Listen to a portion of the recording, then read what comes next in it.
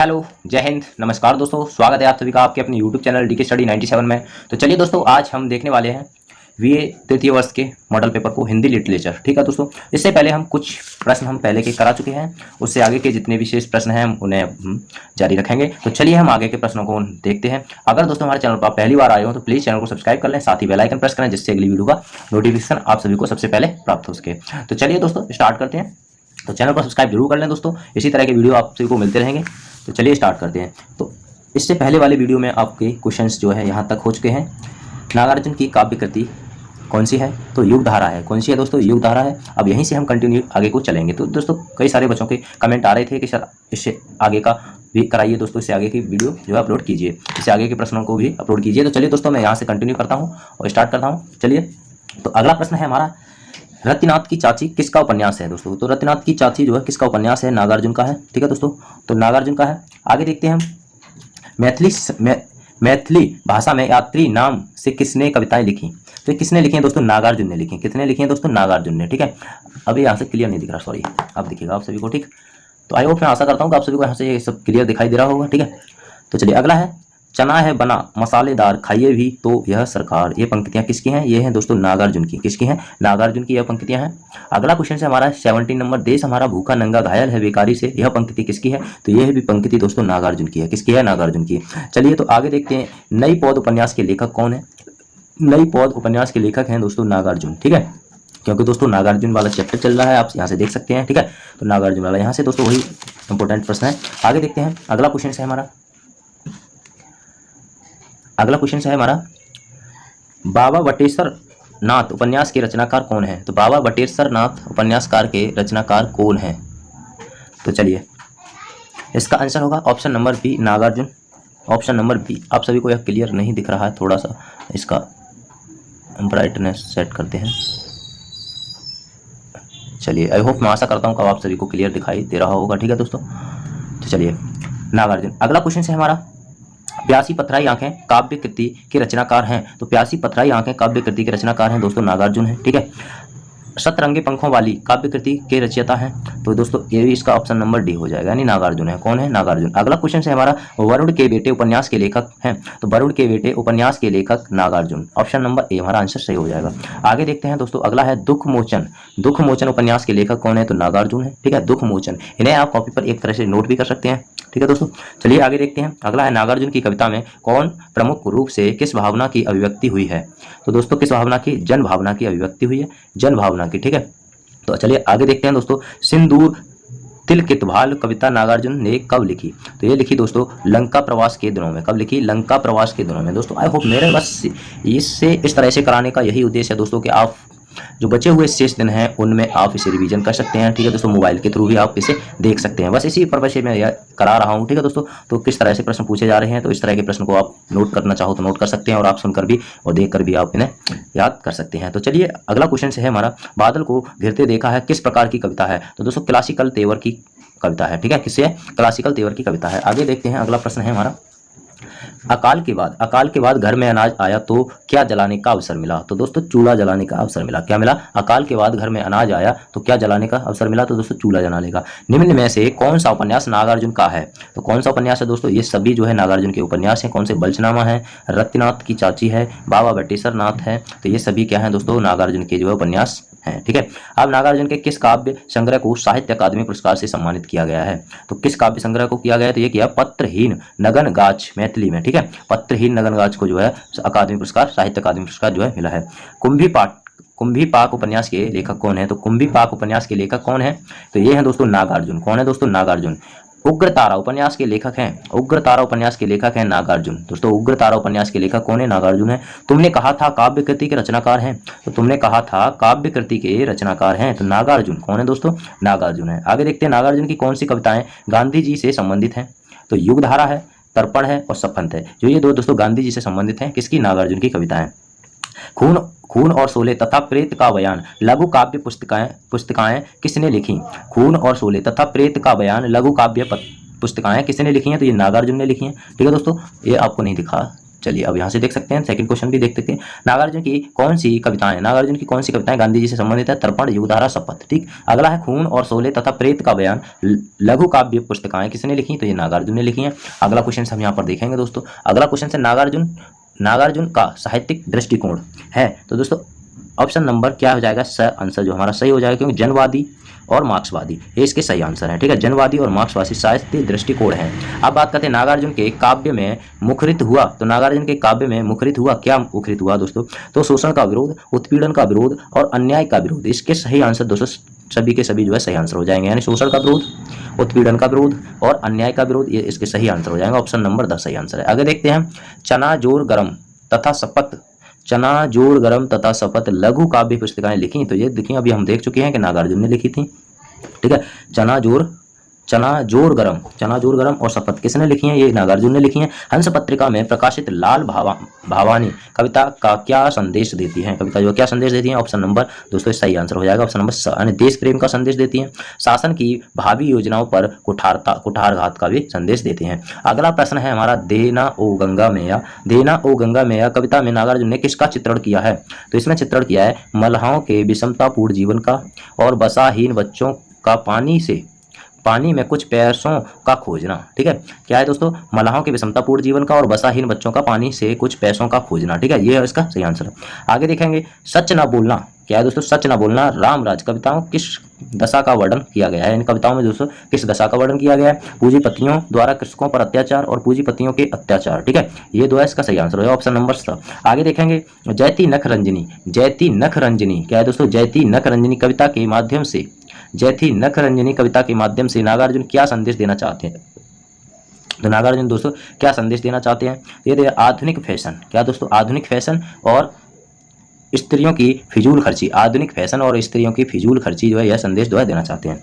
आगे देखते हैं विज्ञापन सुंदरी कविता के माध्यम से नागार्जुन क्या संदेश देना चाहते हैं? तो कृत्रिमता। ठीक है, कृत्रिमता और वाहक प्रदर्शन। ठीक है, कृत्रिमता और वाहक प्रदर्शन। अगला क्वेश्चन हम यहाँ पर देखते हैं। अगला क्वेश्चन है नागार्जुन की कविता को बांटा जा सकता है, तो नागार्जुन की कविता को बांटा जा सकता है, तो इसका सही आंसर होगा ऑप्शन नंबर 10, इसका सही आंसर हो जाएगा। ठीक है, ये सभी जो है इसके सही आंसर है। ठीक है, बांटा जा सकता है। सामान्य मानव के मंगलमय विषय की साधना में रत, सामाजिक विषमताओं रूढ़ियों पर व्यंग करने वाली, उद्बोधन परक। ठीक है, ये सभी इसके सही आंसर हो जाएंगे। अब बात करते हैं नागार्जुन की कविता के विषय हैं, तो नागार्जुन की कविता के विषय हैं व्यक्ति एवं समाज, राष्ट्र एवं विश्व, प्रकृति। ये इसके जो है सही आंसर हो जाएंगे सभी के सभी। ठीक है, इसका ऑप्शन नंबर डी हमारा सही आंसर हो जाएगा। ठीक, आप बात करते हैं आगे। तू नहीं हो पास तो मैं तरसता हूँ प्यार के दो बोल सुनने के लिए, यह पद्य खंड नागार्जुन की कविता का किस प्रकार का उदाहरण है? तो दोस्तों यह है स्वस्थ प्रणय का, किसका? स्वस्थ प्रणय का उदाहरण है। इसका सही आंसर ऑप्शन नंबर ब हो जाएगा। राष्ट्रीयता की भावना से जुड़े मुद्दे नागार्जुन की कविता में आए हैं, तो राष्ट्रीयता की भावना से जुड़े मुद्दे नागार्जुन की कविता में आए हैं। इसका सही आंसर हमारा क्या हो जाएगा? Option number the. ठीक है, जन्मभूमि के प्रति श्रद्धा भाव, जनता के दुख दर्दों के प्रति हमदर्दी, नए समाज के निर्माण की योजना, ये इसका सही आंसर हो जाएगा। अब बात करते हैं आगे। अगला क्वेश्चन है हमारा नागार्जुन ने अपनी कविता कांटों पर सोया है कैसे नागफनी पर गिरगिट जैसे में कौन सा अलंकार है? तो ये उसका उदाहरण दोस्तों कौन सा अलंकार है? नागार्जुन ने अपनी कविता कांटों पर सोया है कैसा नागफनी पर गिरगिट जैसे में कौन सा अलंकार है? तो दोस्तों यहाँ पर होगा इसका सही आंसर दोस्तों उदाहरण तो अलंकार पूछ रहा है, तो इनमें से उदाहरण तो हो नहीं सकता है। ठीक है, रूपक, उत्प्रेक्षा और, तो इसका सही आंसर दोस्तों ये नहीं है। इसे हम कमेंट बॉक्स में दोस्तों पूछ सकते हैं आप। तो आप चलिए, तो दोस्तों अगला प्रश्न हम देखते हैं। नागार्जुन की कविता, क्या दोस्तों? नागार्जुन की कविता एक शब्द है दुधारू गाय, उसका दुरुपयोग करना न है, मैं अलंकार है। तो दोस्तों मैं अलंकार कौन सा है? तो रूपक अलंकार। कैसा अलंकार है दोस्तों? रूपक अलंकार है इसमें। ठीक है, अगला क्वेश्चन हम देखेंगे दोस्तों। नागार्जुन की कविता हिम दग्ध होठों के प्राणी शोध चुंबन तन मन पर लेप गए ज्वालामुखी चंदन में अलंकार है। तो दोस्तों कैसा अलंकार है? विरोधाभास अलंकार है। कैसा है दोस्तों? विरोधाभास अलंकार है दोस्तों। ठीक है, अब बात करते हैं अगला क्वेश्चन देखते हैं। अगला है व्यंग करते समय नागार्जुन ने किसी को नहीं छोड़ा, तो नागार्जुन ने किसी को नहीं छोड़ा, राजनीतिक एवं दार्शनिकों, समाज सुधारक एवं कलाकार, ये सभी जो है किसी को नहीं छोड़ा। अब बात करते हैं प्रेत का बयान में नागार्जुन क्या कहना चाहते हैं? तो प्रेत का बयान में नागार्जुन क्या कहना चाहते हैं? स्वतंत्र भारत में कोई भूख से नहीं मरता, गरीबी से नीचे रहने वालों को सहायता, सभी अशक्त वृद्धों को पेंशन दी जाएगी। ये इसका सही आंसर है, ऑप्शन नंबर डी। ठीक है, अब बात करें भवानी प्रसाद मिश्र की। अब यहाँ पर देखेंगे दोस्तों भवानी प्रसाद मिश्र। भवानी प्रसाद मिश्र का जन्म कहाँ हुआ था? ग्राम सिवनी, जिला होशंगाबाद, मध्य प्रदेश में हुआ था। कहाँ हुआ था? ग्राम सिवनी, जिला होशंगाबाद, मध्य प्रदेश में हुआ था भवानी प्रसाद मिश्र का। अब भवानी प्रसाद मिश्र ने लेखन कार्य कब प्रारंभ किया? 1930 में इन्होंने लेखन कार्य प्रारंभ किया। गांधी जी के विचारों का प्रचार प्रसार करने कारण मिश्र जी जेल कब गए? तो ये गए थे दोस्तों 1945 में जो जेल गए थे। भवानी प्रसाद मिश्र का काव्य संग्रह गीत फरोश कब प्रकाशित हुआ? तो यह हुआ था 1953 में जो है गीत फरोश प्रकाशित हुआ। अब आगे देखते हैं, अगला क्वेश्चन है चकित है दुख। क्या है दोस्तों? तो चकित है दुख तथा अंधेरी कविताएं किस की रचनाएं हैं? भवानी प्रसाद मिश्र जी की हैं। पुनी हुई रस्सी और खुशबू के शिलालेख किसकी काव्य कृतियां हैं? तो भवानी प्रसाद मिश्र की हैं। भवानी प्रसाद मिश्र की किस काव्य कृति को साहित्य अकादमी पुरस्कार मिला हुआ है, प्रदान किया गया है? तो बुनी हुई रस्सी को। किसको? तो बुनी हुई रस्सी को। अगला प्रश्न हम यहाँ पर देखेंगे, गीत फरोश कविता के रचयिता हैं। तो गीत फरोश कविता के रचयिता है भवानी प्रसाद मिश्र जी। कौन है? भवानी प्रसाद मिश्र जी हैं। आगे देखिए, जी पहले कुछ दिन शर्म लगी मुझको, पर पीछे पीछे अकल जगी मुझको, इन पंक्तियों का संबंध कवि से है। तो दोस्तों जी पहले कुछ दिन शर्म लगी मुझको, पर पीछे पीछे अकल जगी मुझको, इन पंक्तियों का संबंध दोस्तों किस कवि से है? तो ये भवानी प्रसाद मिश्र जी से है। किससे है? भवानी प्रसाद मिश्र जी। आगे इनमें से कौन सी कृति भवानी प्रसाद मिश्र की है? तो दोस्तों गीत फरोश भी भवानी प्रसाद मिश्र की है, गांधी, पंचसती, अंधेरी कविताएं हैं, ये सभी इसका सही आंसर हो जाएगा। दोस्तों इस वीडियो को 1 से 2 बार जरूर देखें दोस्तों कंटिन्यूसली, तो आप सभी को ये प्रश्न आसानी से याद हो जाएंगे। तो चलिए आगे प्रश्न देखते हैं, भवानी प्रसाद मिश्र की कविताएं किस सप्तक में हैं? तो दोस्तों दूसरे सप्तक में है। भवानी प्रसाद मिश्र की कविताएं किस सप्तक में है? भवानी प्रसाद के दूसरे सप्तक में है। आगे देखते हैं, कौन सी कविताएं भवानी प्रसाद मिश्र की है? निरपद कौन नहीं है? तो निरपद कौन नहीं है? कोई नहीं है। मिश्र की कौन सी कविता भवानी प्रसाद मिश्र की है? तो यह निरपद कोई नहीं है। ठीक है, अगला क्वेश्चन है हमारा, महारथी किसकी कविता है? तो महारथी भवानी प्रसाद मिश्र जी की है। किसकी? भवानी प्रसाद मिश्र जी की है। बादल आए आसमान में, धरती फूली री, इनमें से किस कविता की पंक्ति है? तो दोस्तों मंगल वर्षा की। किसकी है? मंगल वर्षा की। आगे देखते हैं, अनाम तुम आते हो परिवर्तन जिए इतनाम तक शरीर कविता काव्य संकलन किसमें है? तो यह दोस्तों भवानी प्रसाद मिश्र के। ठीक है, इसमें भवानी प्रसाद मिश्र के काव्य में किस के दर्शन होते हैं? तो सर्वधर्म समन्वय एवं मानव प्रेम। ठीक है, तो इसका सही आंसर सत्य, अहिंसा, सादगी। इसका ऑप्शन नंबर श हमारा सही आंसर हो जाएगा, सर्वधर्म समन्वय एवं मानव प्रेम। ठीक है, अगला क्वेश्चन देखेंगे, फसलें और फूल संप्रति नीली रेखा तक तथा वचन छाया किसके काव्य संकलन हैं? तो भवानी प्रसाद मिश्र जी के हैं। किसके हैं? तो भवानी प्रसाद मिश्र जी के हैं। आगे देखेंगे दोस्तों, न वह अच्छा है न बुरा, न वह कोमल है न सख्त, वह है सिर्फ शुद्ध वक्त, उपरोक्त कथन किस कविता से उदित है? तो ये दोस्तों पांव और पंख से है। किससे है? पांव और पंख से है। अगर दोस्तों आप चाहते हैं कि व्याख्यान वाले जो भी प्रश्न हैं, सेकंड पेपर और थर्ड पेपर जो भी हैं दोस्तों, अगर आप उन्हें भी देखना चाहते हैं इंपॉर्टेंट प्रश्न के साथ, तो दोस्तों कमेंट बॉक्स में कमेंट जरूर करें। और दोस्तों मैं कोशिश करूंगा आपको बढ़िया से बढ़िया प्रश्न कराने की, और इंपॉर्टेंट से इंपॉर्टेंट प्रश्न तो मैं आपको यहाँ पर भी करा सकता हूँ इसी तरह से। ठीक है, तो दोस्तों कमेंट बॉक्स में कमेंट जरूर करें। अगर अभी तक हमारे चैनल को आपने सब्सक्राइब नहीं किया है तो प्लीज चैनल को सब्सक्राइब जरूर करें। तो चलिए अगला क्वेश्चन देखते हैं, गांधी पंचसती त्रिकाल संध्या काव्य संकलन के रचनाकार हैं? तो भवानी प्रसाद मिश्र जी हैं। कौन है दोस्तों? भवानी प्रसाद मिश्र जी। अगला देखते हैं, अगला भवानी प्रसाद मिश्र का सर्वाधिक महत्वपूर्ण काव्य संकलन है। तो सर्वाधिक महत्वपूर्ण काव्य संकलन है गीत फरोश। क्या है दोस्तों? गीत फरोश। अगला भवानी प्रसाद मिश्र किस काव्य धारा के कवि माने जाते हैं? तो प्रयोगवाद काव्य धारा के जो कवि माने जाते हैं। तो गांधीवाद का सर्वाधिक प्रभाव किस कवि पर पड़ा? तो भवानी प्रसाद मिश्र जी पर पड़ा। किस पे? भवानी प्रसाद मिश्र। अब बात करते हैं सेवाग्राम में, ये सेवाग्राम से निकलने वाली महिला श्रम पत्रिका का संपादन किया था, तो किसने? भवानी प्रसाद मिश्र जी ने किया था। भवानी प्रसाद मिश्र का जन्म हुआ, तो आई होप मैं आशा करता हूँ आप सभी को क्लियर दिखाई दे रहा होगा दोस्तों। ठीक है, अब बात करते हैं भवानी प्रसाद मिश्र का जन्म दोस्तों जन्म हुआ था तो किस शहर में हुआ था? कहाँ पर हुआ था दोस्तों? सिवनी, ग्राम होशंगाबाद, मध्य प्रदेश में। ये आप देख चुके हैं पहले ही। ठीक है, ये आप, ठीक है, ये तो नागार्जुन आ गया। यहाँ पर ग्राम सिवनी, जिला होशंगाबाद, मध्य प्रदेश में हुआ था। आप यहाँ पर देख रहे होंगे ग्राम सिवनी और जिला होशंगाबाद मध्य प्रदेश में हुआ था। हुआ कब था? तो हम इसे देखते हैं कब हुआ था दोस्तों। ये हुआ था भवानी प्रसाद मिश्र का जन्म दोस्तों कब हुआ था? तो हुआ था 1913 में। कब हुआ था दोस्तों? 1913 में इनका जन्म हुआ था। भवानी प्रसाद मिश्र को उनकी किस कविता, भवानी प्रसाद मिश्र को उनकी किस कृति पर साहित्य अकादमी पुरस्कार प्राप्त है? तो किस कृति पर जो है साहित्य अकादमी पुरस्कार प्राप्त है? तो बुनी हुई रस्सी पर जो है साहित्य अकादमी पुरस्कार प्राप्त है। अब बात करें, अगला क्वेश्चन देख रहे हैं। अगला क्वेश्चन है हमारा, गीत फरोश कविता के अनुसार लोगों ने क्या बेच डाला? तो ईमान बेच डाला। क्या बेच डाला? ईमान बेच डाला। अगला क्वेश्चन देखेंगे, भवानी प्रसाद मिश्र के अनुसार कौन अधिक भाग्यवान है, तो कौन अधिक भाग्यवान है? जिसने हिंदी बोली। क्या बोले? जिसने हिंदी बोली। यह जो है इसका सही आंसर हो जाएगा। अगला क्वेश्चन हम देखेंगे दोस्तों।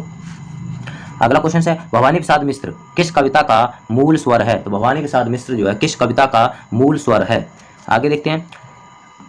अहिंसा, सत्य, सर्वोदय। ठीक है, ये इसका सही आंसर होगा ऑप्शन नंबर डी। ठीक है, अगला क्वेश्चन भवानी प्रसाद मिश्र का निधन हुआ, तो भवानी प्रसाद मिश्र का जो है निधन कब हुआ था? इनका निधन हुआ था सन 1985 में और जन्म हुआ था 1913 में। कब हुआ था इनका जन्म? भवानी प्रसाद मिश्र का 1913 में जन्म और 85 में इनकी मृत्यु हो गई थी। भवानी प्रसाद मिश्र का स्वर्गवास हुआ तो 20 फरवरी 1985 को। ठीक है, अभी देख चुके हैं। भवानी प्रसाद मिश्र का जन्म हुआ था 1913 ईस्वी में। बार बार वही क्वेश्चन रिपीटेड हो रहे हैं। कल्पना के संपादक मंडल में कौन सा कवि रहा है? तो भवानी प्रसाद मिश्र जी। कौन है दोस्तों? भवानी प्रसाद मिश्र। खुशबू के शिलालेख नामक काव्य कृति के रचयिता हैं, तो कौन है? भवानी प्रसाद मिश्र जी हैं। भवानी प्रसाद मिश्र की कविताओं में सांप सी काली छाया में कौन सा अलंकार है? तो उपमा अलंकार है। क्या है दोस्तों? तो उपमा अलंकार है। आप सभी को नहीं दिख पाया, आप ये दोबारा से देख सकते हैं। नींद में डूबे हुए से ऊँघते अनमने जंगल, उपरोक्त पंक्तियों में भवानी प्रसाद मिश्र ने किस अलंकार का प्रयोग किया है? नींद में डूबे हुए ऊँघते अनमने जंगल, तो मानकीकरण का। किसका दोस्तों? मानकीकरण का जो है, मानकीकरण किस अलंकार का प्रयोग? तो मानकीकरण अलंकार का। अब बात करते हैं यहाँ पर। फुर फर उड़ी फुहार अलक हिल मोती छाए री, खड़ी खेत के बीच किस्सा नित कजरी गाय री, झर झर झरना झरे आज मन प्राण सियाए री। कौन जन्म के पुण्य के ऐसे शुभ दिन आए री। उपरोक्त पदांश में मिश्र जी ने किस अलंकार का प्रयोग किया है? तो ध्वन्यर्थ व्यंजन का जो है व्यंजना का जो है अलंकार का प्रयोग किया है। ध्वन्यर्थ व्यंजना अलंकार का प्रयोग किया है। आगे है दोस्तों, जी माल देखिए दाम बताऊंगा। क्या दोस्तों? जी माल देखिए दाम बताऊंगा, बेकाम नहीं है काम बताऊंगा, बहुत प्यारे अपने किसी दोस्त की तरह उसे झिझोड़ नहीं सकता, उनके पास देखता भर खड़ा रह सकता हूँ। क्या काफी बड़ा कारण नहीं है कि यह काफी उदास हो जाने के लिए फूल को अपने हाथ में पाने के लिए उसे तोड़ना पड़ता है। छंद विधान की दृष्टि से मिश्र जी की उक्त पंक्तियों में किस प्रकार का छंद है? तो दोस्तों तुकबंदी। कैसा छंद है? इसमें तुकबंदी है। आगे देखते हैं। मैं सन्नाटा हूँ फिर भी बोल रहा हूँ। क्या है? मैं सन्नाटा हूँ फिर भी बोल रहा हूँ, मैं शांत बहुत हूँ फिर भी डोल रहा हूँ। आप देखते हैं। यह सरसर यह खड़खड़, यह सरसर यह खड़खड़, यह सब मेरी है वह रहस्य में इसको खोल रहा हूँ। सन्नाटा कविता में मिश्र जी ने किस शैली का प्रयोग किया है? तो चित्रोपता। किसका? चित्रोपता का। ये कमल के फूल लेकिन मानसर के हैं, इन्हें हूँ बीच से लाया, न समझो तीर पर के हैं। उक्त पंक्तियों में भवानी प्रसाद मिश्र ने किस शैली का प्रयोग किया है? तो प्रतीकात्मक। किसका? प्रतीकात्मक। आगे देखते हैं। मंगल वर्षा में भवानी प्रसाद मिश्र ने किस दशा का वर्णन किया है? तो वर्षा से चारों ओर हरियाली फैलती है। बिल्कुल सही है। प्रकृति वर्णन जीवन सुखमय व्यतीत होता है। ये बिल्कुल इसके सही आंसर ऑप्शन नंबर डी हो जाएगा। पीके फूटे आज प्यार का पानी बरसारी मैं किस अलंकार का प्रयोग मिश्र जी ने किया है? तो दोस्तों अनुप्रास अलंकार का। किसका? अनुप्रास अलंकार का। आगे देखेंगे दोस्तों यहाँ से क्वेश्चन। फिसली सी पगडंडी किसकी आंख लजीली री मैं किस अलंकार का प्रयोग है? तो उपमा अलंकार का। हमें देखते हैं दोस्तों। फुर उड़ी फुआर अलग हिल मोती छाए री में कौन सा अलंकार है? तो यह पुनरुक्ति प्रकाश अलंकार। आगे देखेंगे हम यहाँ पर। बादल छाए आसमान में धरती फूली रही मैं अलंकार है। तो दोस्तों मानवीकरण का अलंकार। क्यों? कौन सा अलंकार है? मानवीकरण। ऊंचे ऊंचे पैंग हिडोला सरग नसैनी री मैं कौन सा अलंकार है? तो रूपक अलंकार है। कौन सा है दोस्तों? रूपक अलंकार है। अब आगे देखेंगे हम। Gajanan Madhav Muktibodh. Very very important question है दोस्तों। गजानन माधव मुक्तिबोध, यहाँ से भी प्रश्न बहुत बनते हैं। तो मुक्तिबोध का जन्म कहाँ हुआ था? तो ये हुआ था श्योपुर कला मध्य प्रदेश में। ठीक है, श्योपुर कला मध्य प्रदेश में हुआ था, जहाँ पर उनका भी मध्य प्रदेश में हुआ था। अभी जो हमने देखा है मिश्र जी का। मुक्तिबोध की जन्मतिथि है तो 13 नवंबर 2017 इनकी 1917 जो इनकी जन्मतिथि है। राजनांदगांव। क्या दोस्तों? राजनांदगांव दिग्विजय कॉलेज में अध्यापन कार्य किसने किया? तो मुक्तिबोध ने किया। चांद का मुंह टेढ़ा है किसका काव्य संकलन है? तो ये भी मुक्तिबोध का है। ठीक है, आगे क्वेश्चन देखते हैं। अगला क्वेश्चन है महाराक्षस कविता के रचयिता हैं? तो मुक्तिबोध हैं। आप देखें अंधेरे में किसकी कविता है? तो मुक्तिबोध की है। आप मुक्तिबोध निम्न में से किस पत्र से जुड़े रहे? तो हंस पत्र से जो है मुक्तिबोध जो है जुड़े रहे।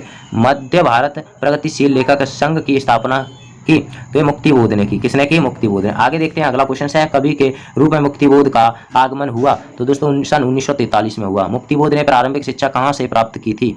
तो मुक्तिबोध ने प्रारंभिक शिक्षा कहाँ से? उज्जैन से प्राप्त की थी।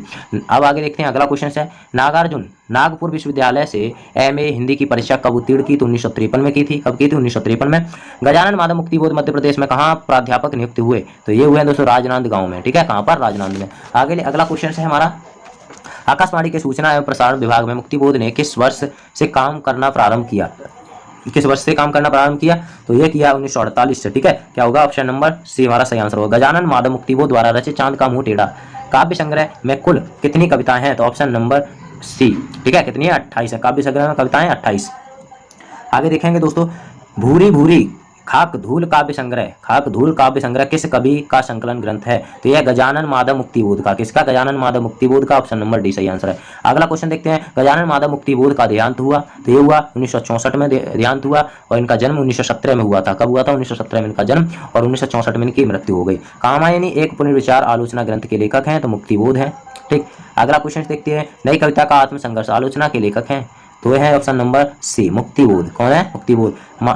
गजानन माधव मुक्तिबोध की भाषा शैली है, तो ऑप्शन नंबर अ और ब, यानी बिंबात्मक एवं प्रतीकात्मक मुहावरे तथा लोकोक्तियों का प्रयोग, ये इसका सही आंसर ऑप्शन नंबर श हो जाएगा। ठीक, अगला क्वेश्चन हम यहाँ पर देखेंगे, मुक्तिबोध की कविता की प्रमुख विशेषताएं हैं, तो मुक्तिबोध की कविता की प्रमुख विशेषताएं कैसी हैं, तो पीड़ा पौध यथार्थ मूल्यों की खोज, पीड़ा पौध यथार्थ मूल्यों की खोज, आत्मसंघर्ष चेतना और समानतावादी दृष्टिकोण, जन के साथ गहरा जुड़ाव, तो ये इसका सही आंसर ऑप्शन नंबर डी हो जाएगा। ठीक, चलिए तो अगला क्वेश्चन देखेंगे हम यहाँ पर, मुक्तिबोध किस विचारधारा के समर्थक थे, तो मुक्तिबोध किस विचारधारा के समर्थक थे, तो अस्तित्ववादी के। किसके, अस्तित्ववादी के। चांद का मुंह टेढ़ा है कविता संग्रह प्रकाश हुआ, तो यह सन 1964 में इसका प्रकाश हुआ। इनकी मृत्यु कब हुई थी, तो 1964 में हुई थी। इनका जन्म कब हुआ था, 1917 में हुआ था। ये आप सभी को याद रखना है। मुक्तिबोध की कविताएं, इनका जन्म कहाँ पर हुआ था दोस्तों, मध्य प्रदेश में हुआ था।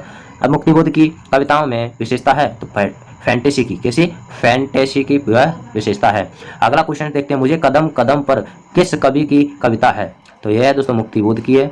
आगे, मुक्तिबोध निम्न में से किसके कवि माने जाते हैं, तो ये किसके कवि माने जाते हैं, दलितों के कवि माने जाते हैं। कौन, मुक्तिबोध। अगला है, मुक्तिबोध को अज्ञे ने किस सप्तक में स्थान दिया है, तो प्रथम तार सप्तक में, प्रथम तार सप्तक में इन्हें स्थान दिया गया। इनमें से किस कवि की रचनाओं में फैंटेसी की प्रमुखता है, तो दोस्तों फैंटेसी की प्रमुखता है। चलिए तो अगला प्रश्न हम यहाँ पर देखने वाले हैं, यहाँ तक हो चुका है, इनमें से किस कवि की रचनाओं में फैंटेसी की प्रमुखता है, तो इसका सही आंसर है मुक्तिबोध। ठीक है, मुक्तिबोध। अगला क्वेश्चन हम यहाँ पर देखने वाले हैं, धरती और बसंत के समान ही जो नाता है, धरती मानव उस बसंत मानवता, यह पंक्ति किस कवि की है, तो यह है दोस्तों शक्ति के अमृत घूट। इस पंक्ति किस कविता से ली गई है, सॉरी किस कविता से ली गई है, शक्ति के अमृत घूट से ली गई है। मेरे लोग किस कवि की कविता है, तो मुक्तिबोध की। किसकी है, मेरे लोग किस कवि की है, तो मुक्तिबोध की। मुक्तिबोध की कविताओं की अनुभूति पक्ष बहुत सशक्त है। किसकी विशेषता है, तो यह दोस्तों आधुनिक जीवन मूल्यों का चित्रण, लोक जीवन विशद अभिव्यक्ति, मुक्तिबोध के काव्य में बिंब एवं प्रतीक विधान, ये सभी इसका सही आंसर हो जाएगा। अब बात करते हैं मुक्तिबोध, क्या दोस्तों मुक्तिबोध प्रगतिवाद कवि हैं, प्रगतिवादी कवि हैं। उनकी कविताओं में प्रगतिवादी स्वर किन किन रूपों में दिखाई देते हैं, तो पूंजीपतियों के प्रति विद्रोह, ठीक है, मानवतावादी दृष्टिकोण एवं मानवीय अस्मिता की खोज, और शोषित वर्ग प्रति सहानुभूति, ये सभी जो है इसका सही आंसर है। ठीक है, अगला क्वेश्चन देखते हैं यहाँ पर, गजानन माधव मुक्तिबोध के माधव की काव्य विशेषताएं हैं, तो यह दोस्तों विरोध, विद्रोह, ठीक है, और वेदना, संत्रास, अतिथार्थ, अंतर्मुक्ता, जीवन मूल्यों की खोज एवं सत्यचित वेदना। ठीक है, तो दोस्तों वीडियो को अंत तक जरूर देखें। अगर अभी तक हमारे चैनल को आपने सब्सक्राइब नहीं किया हो तो प्लीज दोस्तों चैनल को सब्सक्राइब करें दोस्तों। चलिए तो कमेंट बॉक्स में कमेंट जरूर करें, आपको किस टॉपिक पर, किस सब्जेक्ट पर आपको वीडियो चाहिए, किस। चलिए तो आगे देखते हैं, काठ का सपना कहानी संग्रह के लेखक हैं, तो मुक्तिबोध का। काठ का सपना कहानी संग्रह के मुक्तिबोध हैं। विपात्र कहानी संग्रह के लेखक हैं, तो दोस्तों ये भी मुक्तिबोध है। सतह से उठता आदमी कहानी संग्रह के रचनाकार है, मुक्तिबोध है। मुक्तिबोध रचनावली कितने खंडों में रचित है, तो 6 खंडों में मुक्तिबोध रचनावली जो है रचित है। ठीक है, अगला क्वेश्चन से हम पर देखेंगे, मुक्तिबोध की कविता में भाषा के रूप हैं, तो भाषा के रूप कितने हैं, संस्कृत का प्रयोग एवं अरबी फारसी का प्रयोग, संस्कृत का प्रयोग एवं अरबी फारसी का प्रयोग। ठीक है, तो चलिए अब देखते हैं, हिंदी उर्दू तथा अंग्रेजी के शब्दों का प्रयोग, हिंदी उर्दू और अंग्रेजी शब्दों का प्रयोग। अब इसका ऑप्शन नंबर का आंसर सही हो जाएगा। अब देखें, मुक्तिबोध की कविता प्रतीक धर्मी किसके प्रतीक हैं, तो प्रतीक धर्मी दोस्त किसके प्रतीक हैं, आदिम एवं ऐतिहासिक, पौराणिक एवं सांस्कृतिक। ठीक है, ऑप्शन नंबर सही आंसर। मुक्तिबोध की रचनाओं में का विधान है, तो छंद का विधान है। कैसा, छंद का विधान है। तो दलिद्र के सनिश्चर का भयानक प्रोपेगेंडा है, तो मैं कौन सा अलंकार है, तो इसका सही आंसर उपमा अलंकार है। कैसा, उपमा अलंकार है, यहाँ पर आप सभी को दिख नहीं पाया, तो उपमा अलंकार है। चलिए तो अगला क्वेश्चन हम यहाँ पर देखेंगे। अगला क्वेश्चन से हमारा, कौन सी कृति धर्मवीर भारती की है, तो अंधा युग जो है धर्मवीर भारती की है। कर्णप्रिया के रचनाकार हैं धर्मवीर भारती जी हैं। कर्णप्रिया के रचनाकार कौन है, धर्मवीर भारती है। कौन सी, सॉरी, यहाँ से धर्मवीर भारती ये थोड़ा सा ज़्यादा हो गया, कोई दिक्कत नहीं, वही मैं कौन सा टॉपिक स्टार्ट हो गया एकदम से। यहाँ पर है, देखते हैं, रोलाई गुप्त कमरे में हृदय के उमड़ती सी है, तो कौन से अलंकार हैं दोस्तों, कौन सा अलंकार है इसमें, रूपक अलंकार है, ठीक है। अब अगर भटकना चाहते हैं द्वार दहेली पर किसी के, किंतु उक्त पंक्तियों में कौन सा अलंकार है, तो अनुप्रास अलंकार है। कौन सा अलंकार है, अनुप्रास अलंकार है। सहज गुंजारती झनकार गहरे स्नेसी में कौन सा अलंकार है, तो उपमा अलंकार है। कौन सा अलंकार है, उपमा अलंकार है। अब आगे देखेंगे धर्मवीर भारती, कौन देखेंगे, धर्मवीर भारती के बारे में अब हम पढ़ेंगे। धर्मवीर भारती का जन्म हुआ था इलाहाबाद में, जन्म कहाँ हुआ था धर्मवीर भारती का, इलाहाबाद में धर्मवीर भारती हैं। तो दोस्तों ये कथाकार भी है, कवि भी हैं और चिंतक एवं पत्रकार भी है, ठीक है, चिंतक एवं पत्रकार भी है। तो अगला देखते हैं धर्मवीर भारती के जन्म का वर्ष है, तो 1926 है। धर्मवीर भारती के जन्म का वर्ष क्या है, 1926 है। आगे क्वेश्चन देखते हैं, धर्मवीर भारती का जन्म किस परिवार में हुआ था, तो धर्मवीर भारती का जन्म जो है किस परिवार में हुआ था, तो इनका जन्म हुआ था साधारण परिवार में हुआ था। ऑप्शन नंबर स सही आंसर हो जाएगा। अगला क्वेश्चन देखते हैं, धर्मवीर भारती ने कहाँ शिक्षा प्राप्त की थी, धर्मवीर भारती ने कहाँ पर शिक्षा प्राप्त की थी, तो ये की थी इलाहाबाद विश्वविद्यालय में। कहाँ पर, इलाहाबाद विश्वविद्यालय से इन्होंने शिक्षा प्राप्त की। भारती जी इलाहाबाद विश्वविद्यालय में प्राध्यापक कब नियुक्त हुए, भारती जी जो है धर्मवीर भारती जी इलाहाबाद विश्वविद्यालय में प्राध्यापक कब नियुक्त हुए थे, तो ये हुए थे 1960 में। उनका जन्म 1926 में हुआ था। कहाँ पर, इलाहाबाद में हुआ था। धर्मयुग पत्रिका संपादन भारती जी के कब से कब तक किया, तो ये 1960 से 1957 तक, ठीक है। अगला है, इलाहाबाद की किस प्रसिद्ध साहित्य संस्था के संगठन संचालन के कार्य में संलग्न रहे हैं, तो परिमल। क्या है दोस्तों, परिमल, इसका सही आंसर हो जाएगा परिमल। अगला है, धर्मयुग के संपादक बनने से पूर्व आप किन पत्रिकाओं के संपादक रहे हैं, तो ऑप्शन नंबर ब और ऑप्शन नंबर अभ्युदय और संगम, ठीक है, इसका सही आंसर होगा। अगला है, भारती जी किन पत्रिकाओं के संपादक मंडल से जुड़े रहे, तो किन पत्रिकाओं के, निष्कर्ष और आलोचना। अगला क्वेश्चन हम देखें, धर्मवीर भारती का जीवन काल 1926 से 1997, इनकी मृत्यु कब हुई, तो 1997 में जो क्या है इनकी मृत्यु हो गई, ठीक है। 1926 से 1997, 1926 में जन्म, 1997 में इनकी मृत्यु हो गई।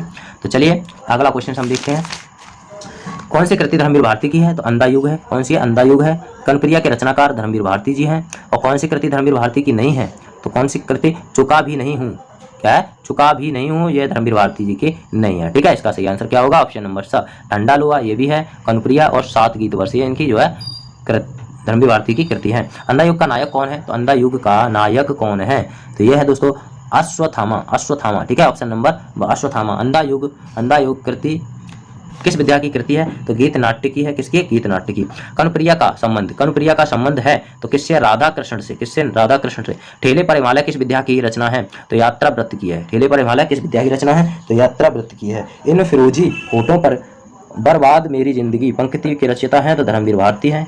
देखो यहाँ से देख सकते हैं क्लियर, ठीक है, धर्मवीर भारती जी हैं। इन फिरोजी होठों पर बर्बाद मेरी जिंदगी पंक्ति के रचयिता कौन है, तो धर्मवीर भारती जी हैं। अगला क्वेश्चन देखेंगे हम यहाँ पर, इनमें से धर्मवीर भारती की उपन्यास क्या है दोस्तों, धर्मवीर भारती की उपन्यास कौन सी है, तो दोस्तों गुनाहों का देवता। कौन सी है, गुनाहों का देवता। धर्मवीर भारती किस पत्रिका के संपादक थे, तो धर्मयुग के। किसके, धर्मयुग के। धर्मवीर भारती की रचनाएं कब प्रकाश में आई, तो ये आई थी 1951 में आई। अंधा युग गीत नाट्य के रचनाकार धर्मवीर भारती जी हैं। कौन है, धर्मवीर भारती। गुनाहों का देवता किस विद्या की कृति है, तो यह है उपन्यास की। गुनाहों का देवता किस विद्या की कृति है, तो यह है उपन्यास की। धर्मवीर भारती को पद्मश्री पुरस्कार किस वर्ष प्रदान किया गया, तो यह है 1977। क्या है दोस्तों, 1977। अगला क्वेश्चन हम यहाँ पर देखेंगे, धर्मवीर भारती को आज्ञे जी ने किस तार सप्तक में स्थान दिया, तो दूसरे में।